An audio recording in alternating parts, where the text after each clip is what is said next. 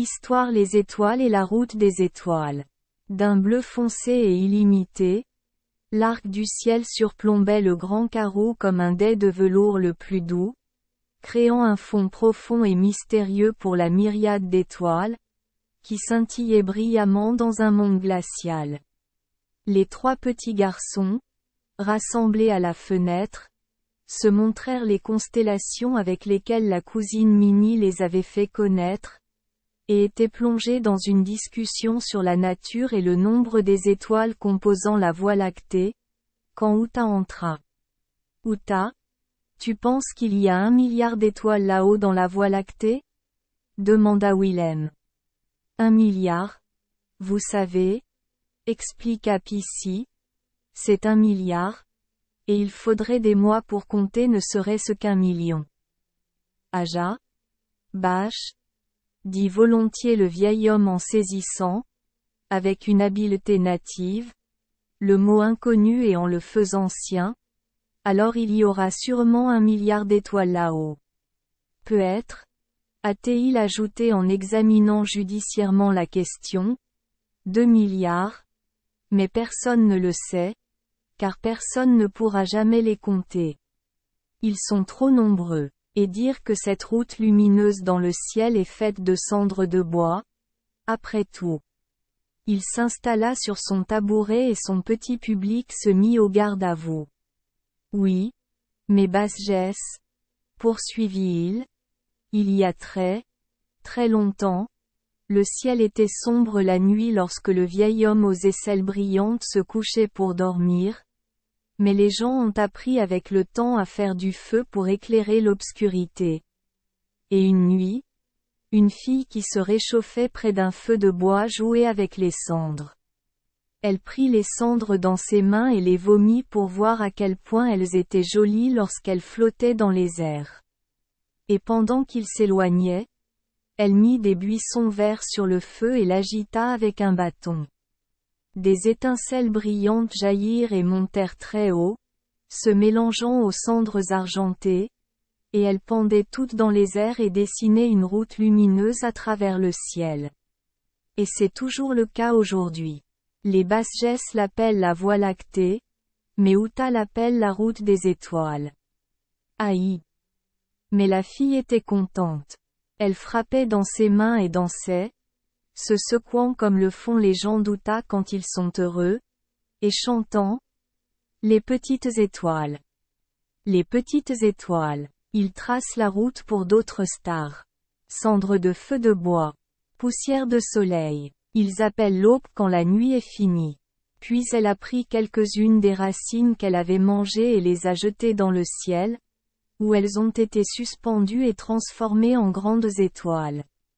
Les vieilles racines se sont transformées en étoiles qui donnaient une lumière rouge, et les jeunes racines se sont transformées en étoiles qui donnaient une lumière dorée.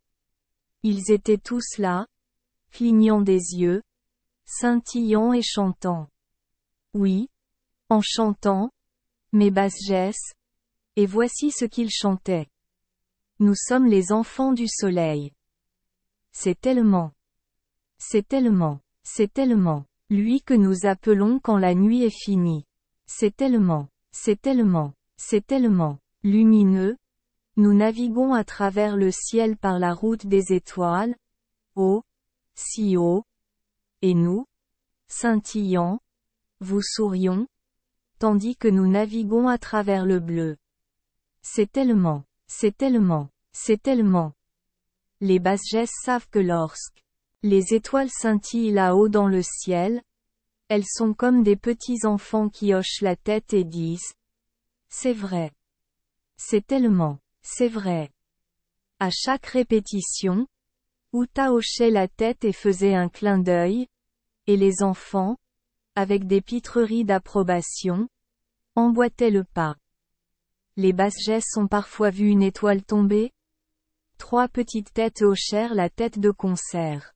Quand une étoile tombe, dit le vieil homme d'une manière impressionnante, elle nous annonce que quelqu'un est mort.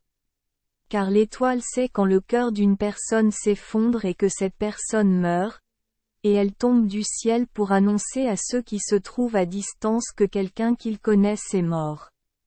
Une étoile grandissait et grandissait jusqu'à devenir beaucoup plus grande que les autres. Il était la grande étoile et, en chantant, il nommait les autres étoiles. Il appelait chacun par son nom, jusqu'à ce qu'ils aient tous leurs noms, et ainsi il savait qu'il était la grande étoile. Aucun autre n'aurait pu le faire. Puis, quand il eut fini, ils chantèrent tous ensemble et louèrent la grande étoile qui les avait nommés. Maintenant, quand la journée est finie, ils marchent dans le ciel de chaque côté de la route des étoiles. Cela leur montre le chemin.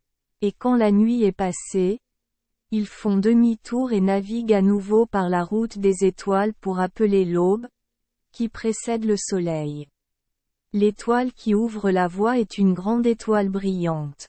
On l'appelle l'étoile du cœur de l'aube, et dans l'heure sombre, très sombre, avant que les étoiles n'appellent l'aube, il brille, Basgès, il est beau à voir. La femme et l'enfant de l'étoile du cœur de l'aube sont jolis aussi, mais pas aussi grands et brillants que lui.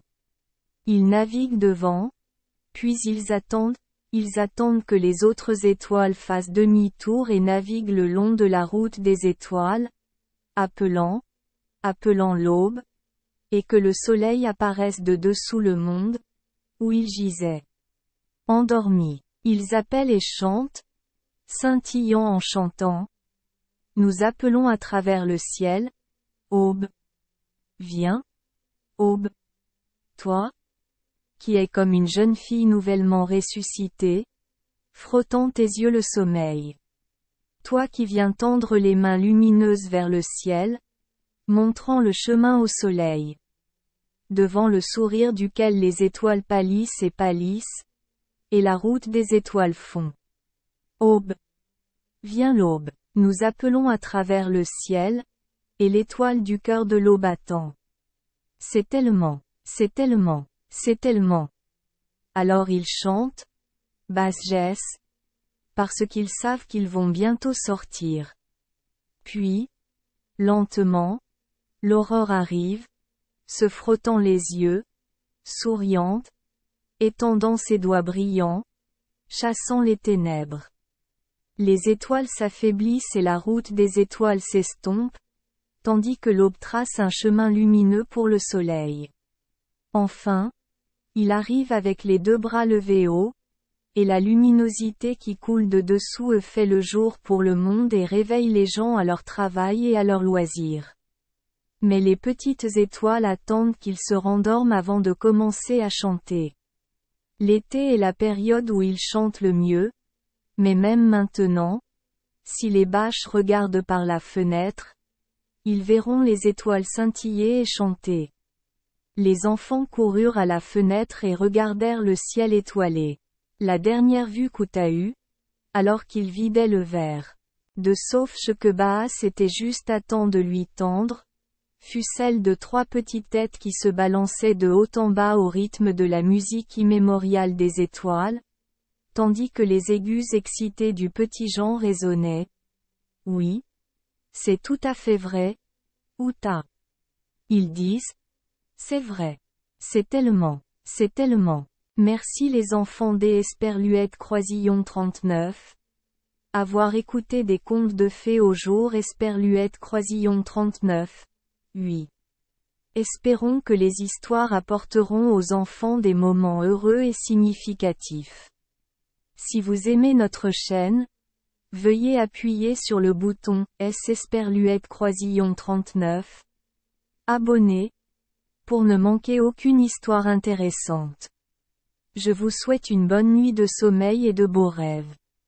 Rendez-vous dans la prochaine histoire.